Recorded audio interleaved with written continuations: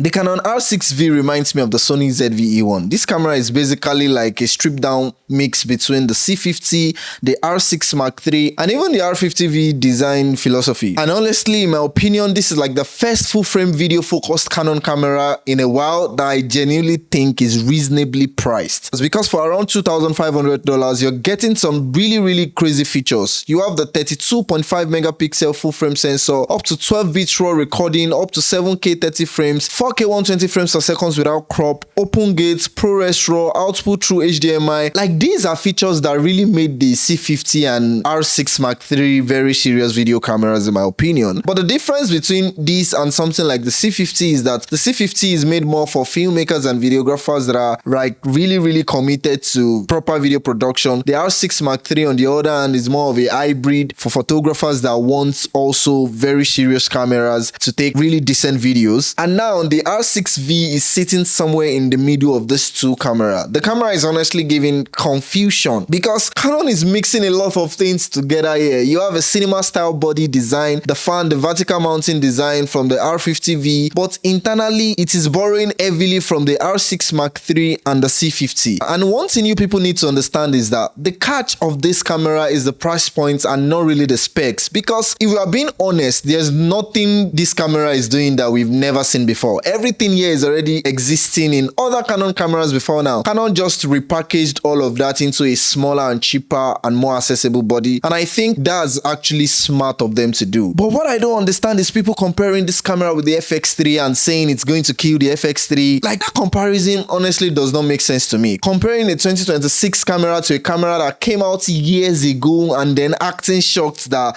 the newer ones has kind of a little more modern spec is like praising a 25-year-old for passing junior WAEC. And realistically speaking, most people buying this camera are not even going to shoot 7K. Most people are still going to be shooting 4K most of the time. Wedding filmmakers, documentary shooters, content creators, event videographers, most people don't need RAW every single time, every single day. Or most people don't even need open gates every single day like that. And Sony already has 7K sensor in their recent camera, just that they downsampled it to 4K. They are going to be shooting at most likely in most of those cameras like A74, FX30, A75, because that is what people are going to be shooting most times in real world scenarios. So who is the R6V for? I honestly think this camera is for people that have always wanted to try Canon. You are coming from Nikon, Sony, or any other brand without jumping straight into their expensive cinema line like the C80, C50. It is also for creators and filmmakers that prioritize strong video spec but still want that compact hybrid style body without paying for full frame camera money. But Canon still has one major problem in my opinion: the RF mount ecosystem, because making body cheaper is not enough if the lenses are very expensive. So I believe if Canon opens up their RF mount support properly to more third-party lenses manufacturer, that is when the competition will really become very serious. Because right now, I think this is a better deal than buying a C50. But what do you guys think? As a Sony user, will this camera make you switch? And if you're already a Canon user, do you think the R6V is finally the sweet spot for Canon to penetrate the market?